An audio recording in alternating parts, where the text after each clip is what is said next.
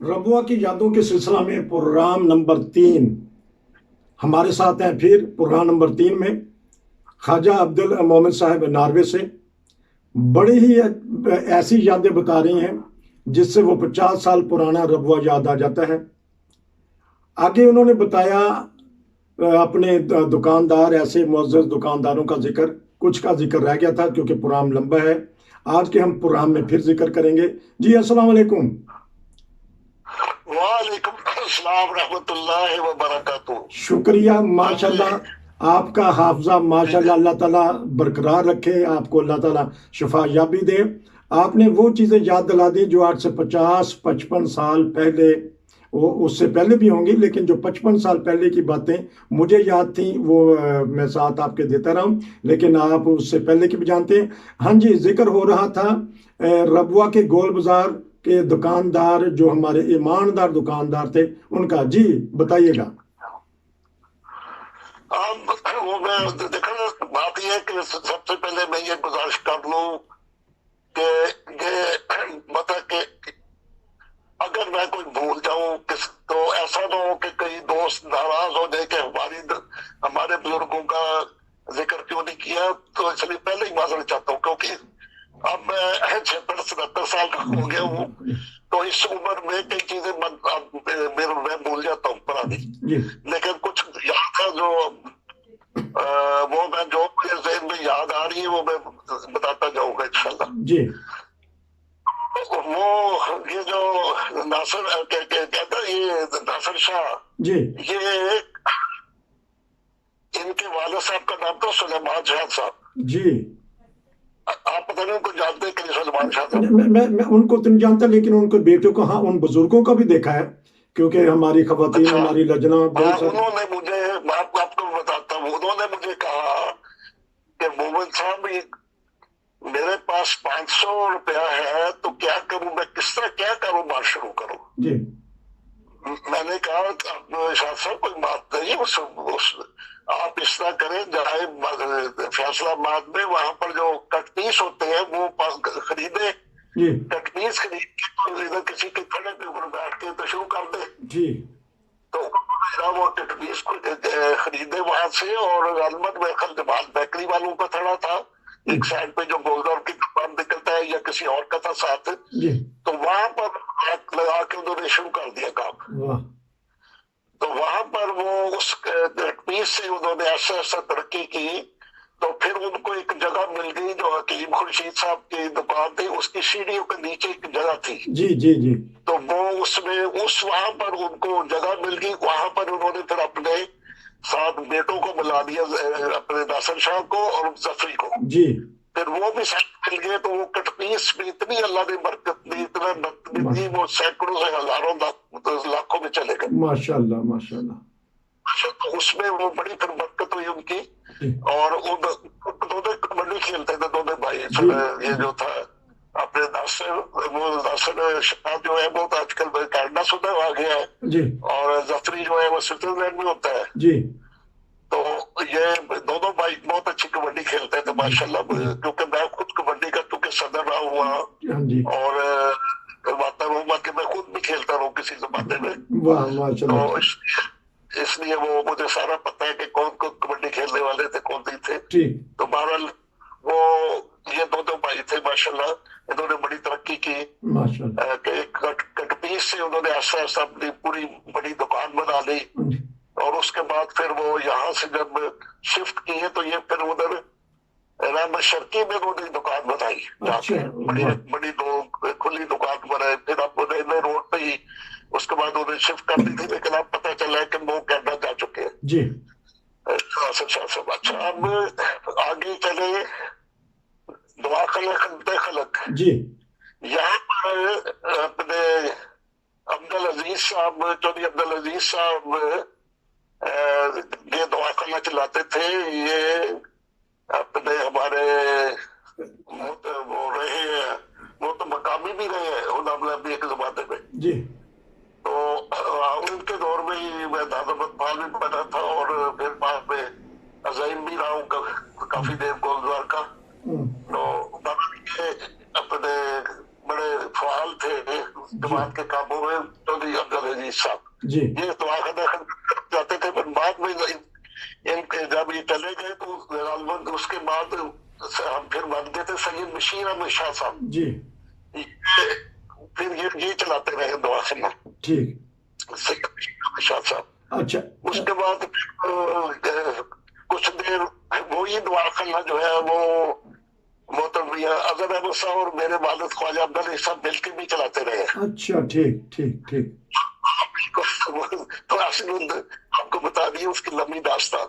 वो उसका तो उसके बाद फिर न उससे आगे चले। ख्वाजा साहब एक चीज रह गई, मून लाइट वाले जो एक दुआ के। हाँ, हाँ जी और बहुत प्यारे इंसान, पीर का नाम था पीर मुबारक अहमद, ठीक ठीक इंतहाई मुखलिस अहमदी, वाह और मेरे साए थे और बहुत ही जिंदा दिल थे। जी अच्छा, तो वो अपने मून लाइट उनकी बड़ी मशहूर दुकान थी, स्कूल के कॉलेज के लोग सब उधर आके स्टेशनरी वगैरह खरीदते थे उनसे, बड़े मुखलिस अहमदी थे। जब सैलाब आता था ना, सैलाब, जी तो इर्द गिर्द के गाँव में, तो वो मुझसे कपड़ा खरीद के तो जाके तकसीम करके आते थे वाह उधर वाह गरीब लोगों को। वाह माशाल्लाह, इतने मुखलिस अहमदी थे। ठीक ठीक ठीक तो बहरहाल उनकी अगर कहें तो उनकी जब वफात का एक दर्दनाक वाक़या वो भी सुना दूं।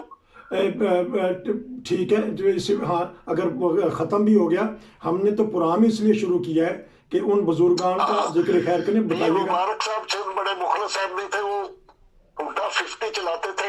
हाँ जी तो अपने वो स्टेशनरी जो है ना अहमदाबाद में जाके सप्लाई भी करते थे दुकानदारों पे। जी तो वो एक दिन अपनी बीवी को कहने लगे कि मैं नाश्ता आके करूंगा, तो मैं एक दुकानदार को कुछ स्टेशनरी पहुंचाऊं उधर ठीक अहमदनगर में। ठीक तो वो गए, जब अहमदनगर वाली सड़क अंदर क्रॉस करने लगे ना, उधर पहुंच के, हाँ जी तो उन्होंने देखा ही नहीं कि पीछे से कोई ट्रक आ रहा है। तो वो बेचारे क्रॉस करने लगे तो ट्रक ने आके पीछे से टक्कर मारी, ओहो ओहो और वो बेचारे मौका पर ही शदीद जख्मी हो गए, बल्कि करीबन खत्म ही हो गए थे। अल्लाह फजल फजल। इतनी देर में रंपा की तरफ से एक बस आ रही थी जिसमें शकूर भाई भी बैठे हुए थे, अच्छा जी जो आ रहे थे। उन्होंने फिर उतर के देखा कि ये तो बाबा पीर साहब है। जी तो वहां से ट्रक में से डाल के उनको लेके गए फजल अस्पताल। जी तो वहां जब पहुंचे तो उनको इतने ज्यादा शरीर जख्मी थे कि वो जख्मों की ताब ना लाग कर बेचारे फौत हो गए। बड़ा अफसर। तो जब मैं आके सुबह सुबह 8 बजे दुकान खोलता था, जी तो मुझे साथ वाले किसी दोस्त ने बताया कि आपको पता है पीर साहब का मैकेनिक पैदी पर, मुझे कहते हैं आपको पता है वो फौत हो गए हैं, उनका एक्सीडेंट हो गया। ओहो मैंने बहुत ही अफसोस हुआ, बहुत ही अफसोस हुआ। तो इस तरह मतलब वो एक बहुत कीमती वजूद थे,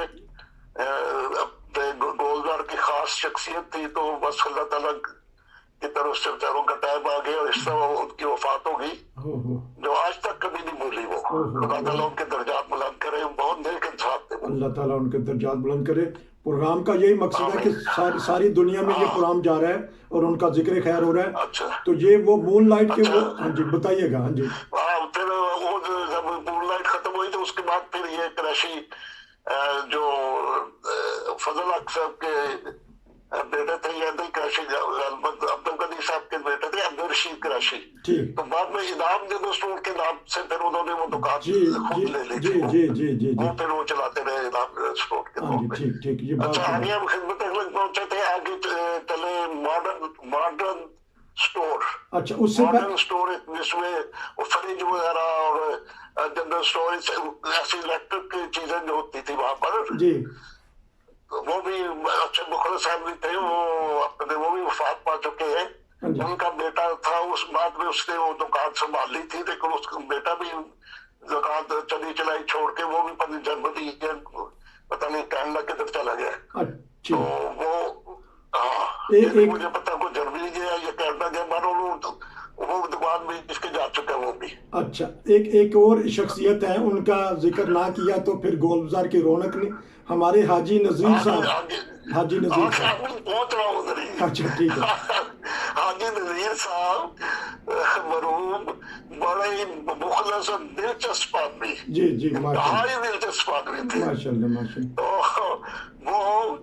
अपने मेरे आमला में सहायक होते थे जी, गोलघर में जहीम था तो वो सहायक थे। ठीक ठीक। तो जब आमला की मीटिंग होती थी तो अक्सर मुझे कहते थे कि भाई आप एक्शन को वो एक्शन कहते थे। जी जी, ठीक। कहते थे मोहम्मद साहब आप एक्शन नहीं लेते इसलिए लोग जो है ना वो ठीक नहीं हो रहे। वो अक्सर उनको शौक होता था अंग्रेजी बोलने का, तो कोई ना कोई ऐसा लफ्ज बोलते रहते थे। तो फिर महाराज उनकी कपड़े की दुकान थी, उनके साथ बड़ा गहरा तल्लुक था। और अपने मुझे याद है एक दफा दारुल यमन में अपने दौरे पे जाना था, सब उस वक्त खुदामंदी के सदर थे और मैं भी अपने उस वक्त गालब नाज़िम फाल था। तो हम दौरे का प्रोग्राम बना तो हज़रत खलीफा मुंशी राबी और मैं साइकिलों में हम जा रहे थे, तो ये हाजी साहब भी हमारे साथ साथ चल पड़े जी। तो जब वहाँ फजल उमर अस्पताल के करीब पहुंचे ना तो हाजी साहब पहले ख्याल था कि हम अपने रोड के ऊपर से जाएंगे, लेकिन हाजी साहब कहते हैं मियां साहब शीट कट चले। यार शान कट तो कहते हैं शीट कट चले, ये रास्ता नहीं ठीक है, मतलब ये जो थाने के साथ था पीछे तो उस रास्ते में चलते हैं। तो बड़े दिलचस्प आदमी है साहब। तो इस तरह मतलब कि सबसे बड़ा गहरा तल्लुक रहा सबकी, कई और भी कई बातें हैं मजेदार, लेकिन वो मेरा ख्याल इतना वक्त नहीं है। अब इसके आगे चलते साथ थे वो अल्केमिस्ट वाले, इनकी औलाद का भी जिक्र खैर कर लें कि माशाल्लाह वो भी पूरी दुनिया में। हाँ माशाल्लाह इनके औलाद का मुझे नाम नहीं, एक तो इनका बेटा फोत हो गया था सुल्तान। जी जी जी, पता नहीं एक्सीडेंट हुआ था तो वो उसका भी बहुत ही अफसोस हुआ था, आपको तो याद होगा शायद। हाँ जी हाँ जी, क्योंकि हमारे एक्सीडेंट हो गया था सुल्तान का। तो उसके बाद फिर इनका बेटा एक लुकमान है, वो भी जर्मनी में है। हाँ जी। और एक पता नहीं मुझे सारे नाम भूल गया, वो एक लुकमान का तो मुझे याद है, लुकमान बुरहान जिसको बुरहान भी बिल्कुल जी। ये तो ये भी साथ अम्माजान के साथ भी काम किया करते थे, तो हमारा लिए बाद में जर्मनी में चले गए। हाँ जी। तो फिर आई साहब भी फिर जर्मनी का चक्कर लगा चले गए थे। जर्मनी आई साहब गए कुछ अर्सा में खाल नहीं, जर्मनी में रहे हैं वो मजलिस उरफान के भी रौनक बनते रहे हैं, वो जर्मनी में रहे हैं। हाँ बिल्कुल जर्मनी में रहे हैं। अच्छा मुझे भी जलसे में उनसे मेरी मुलाकात होती रही है, लंदन में वो जाते थे जलसे में, तो वहाँ पे मुलाकात हो जाती थी उनसे। अच्छा अल्केमिस्ट से पहले वो थी एक कॉर्नर पे जो याह्या साहब की दुकान थी, जो चप्पल वगैरह बेचते थे या दूसरी चीजें थी, वो अल्केमिस्ट से पहले थी एक दुकान। अल्केमिस्ट से पहले हाँ जी, कोने वाली दुकान, जिसको कोने वाली दुकान याह्या साहब की। हाँ याह्या साहब की भी है, याद आ गया उनका चेहरा भी सामने आ गया। हाँ जी, मास्टर उनकी भी दुकान थी, बड़े मुखर साहब भी थे। हाँ जी हाँ जी। और अपने अब मुझे नहीं पता यहाँ था कि नहीं वफात पा गए हुए। हाँ बड़े मुखर साहब भी थे वो भी जी। तो आगे चले अल्केमिस्ट वालों के। अल्केमिस्ट में होते थे शफी साहब जी, बुजुर्ग मोहम्मद शफी साहब, बड़े बुजुर्ग, बड़े लंबा अच्छा कद था और बड़े इंतहाई खलीक और मोहम्मद से प्यार से मिलने वाले जी। तो वो चलाते थे अल्केमिस्ट की दुकान। उनके साथ उनका बेटा लतीफ साहब हनीफ साहब थे, वो जो बाद में चले गए रावलपिंडी से चले गए हुए हैं जी। फिर मुगालबा शफी साहब की वफात के बाद हनीफ साहब तो मरियाबला में भी रहे गोलघर की जी। तो उनको इकट्ठा काम भी किया और वो आजकल रावलपिंडी शायद होते हैं इस्लामाबाद में जी। तो फिर उसके बाद उनके बेटे कैशी लतीफ साहब चलाते रहे हैं अल्केमिस्ट जी। तो फिर गालबन उनकी अपने मुझे यह नहीं पता उनकी वफात शायद हो गई थी जी, क्या जिंदा है मुझे पता नहीं उनका बेटो, जिस वक्त मुझे पक्का नहीं पता। लेकिन बहरहाल उसके बाद फिर वो दुकान जो थी अब किसी और ने दे दी है गालबन। वो दोस्त में जात तो नाम से निकल गया है वो दुकान उन्होंने ले ली है। ख्वाजा साहब इस पुरान का भी खत्म होता है वक्त, 2-3 दुकानदार रह गए, मेरे नाम जेन में आ रहा है, उस पर भी बात करेंगे अगले पुरान में। शरीफ ज्वेलर्स जो आपके साथ थे, शरीफ ज्वेलर्स थे या? हाँ, महबूब ज्वेलर्स से। हाँ जी, हाँ जी, ये इंशाल्लाह, क्योंकि अब वक्त खत्म। डॉक्टर बशीर साहब थे, वो भी गए। हाँ जी, अभी करते हैं इंशाल्लाह अगले प्रोग्राम में। ये जो गोल बाजार जो आपको वाला हिस्सा था, ये इसमें 3-4 दुकानदार रह गए, इंशाल्लाह अगले प्रोग्राम में करेंगे। और फिर अगले प्रोग्राम में जो नेमत कदा से मेमोरियल और रमज़ान साहब के घर तक फजले उमर के सामने जो दुकानदार हैं उनका जिक्र करेंगे। मैं आपका तहे दिल से ममनून हूँ कि आपने इतनी पुरानी यादें हमें याद दिला दी कि रबुआ याद आ गया। रबुआ सारी दुनिया में फैला है, सारी दुनिया रबुआ में है। नाजरीन, नसीर को इजाज़त दीजिए, फिर किसी अगले प्रोग्राम में मिलेंगे। आपका बहुत शुक्रिया। अस्सलाम वालेकुम।